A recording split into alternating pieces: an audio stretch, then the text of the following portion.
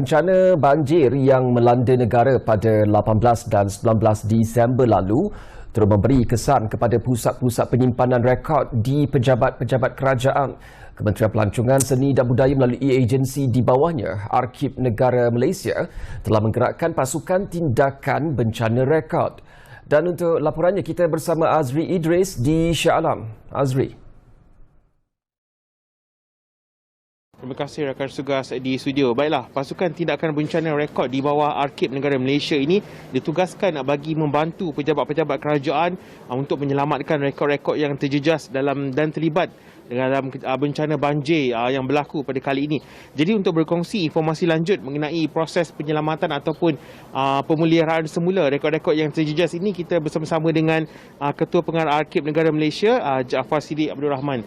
Terima kasih Cik Jaafar kerana bersama-sama dengan Bernama TV. Jadi mungkin Cik Jaafar boleh kongsikan bersama Bernama TV bagaimanakah prosedur bagi pemeliharaan ataupun penyelamatan rekod-rekod yang terjejas akibat banjir ini. Okey. Seperti mana kita sedia maklum, apabila rekod terendam dalam banjir, dia akan musnah kan. Tetapi sebahagian pada fail ini atau rekod ini boleh diselamatkan. Jadi Arkib Negara akan membantu agensi kerajaan untuk menyelamatkan rekod ini dengan kaedah mengeringkan rekod dan beberapa cara digunakan.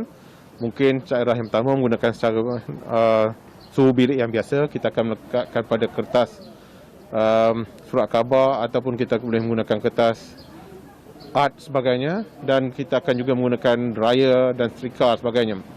Jadi benda-benda ini merupakan benda yang amat teliti perlu dilakukan kerana dokumen apabila terendam di dalam air dia akan menjadi terlalu lembut ataupun terlalu fragile, rapuh ya.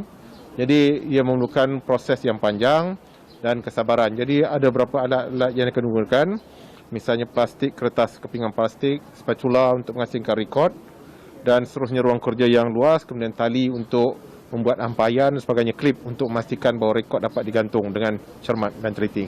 Ya. Okey Cik Jaafar, kita tahu musim monsun ini masih lagi belum berakhir dan dijangkakan ada lagi beberapa fasa ataupun yang akan berlaku lagi bencana banjir ini. Jadi apa nasihat Ketua Arkib sendiri bagi memastikan semua pusat-pusat penyimpanan rekod melakukan kerja-kerja langkah penyelamatan awal sebelum berlakunya bencana banjir ini? Kita sedia maklum, monsun masih berterusan. Jadi kepada agensi yang terdedah kepada banjir ini, saya mengusulkan agar rekod ini dapat diletakkan di tempat yang tinggi. Sekiranya bangunan 2 tingkat, mereka boleh meletakkan di bahagian atas.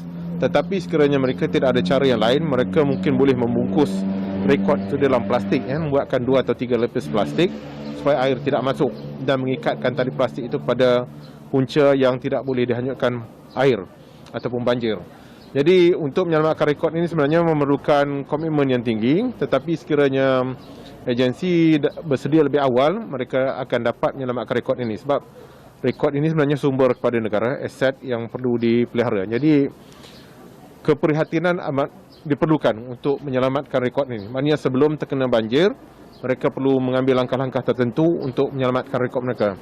Misalnya Arkib sendiri ada mulakan panduannya, itu Pelan Tindakan Bencana Rekod ataupun PTBR yang kita terbitkan. Jadi dalam buku ini ada menceritakan bagaimana untuk pembentukan tim ataupun pasukan untuk menangani bencana dan sebagainya, dan langkah-langkah untuk yang perlu ataupun perlu diambil oleh jabatan untuk menyelamatkan rekod. Misalnya berhubung dengan Arkib Negara bagi khidmat nasihat. Sebab Arkib Negara ini terdapat di seluruh Malaysia, jadi kita beroperasi berterusan dan kita akan membantu agensi kerajaan yang terkesan oleh banjir ini. Terima kasih Cik Jaafar kerana berkongsikan informasi bersama Bernama TV. Jadi saya kira itu sahaja yang mungkin dapat saya kongsikan buat masa ini. Untuk itu kita kembali bersama rakan tugas di studio. Silakan.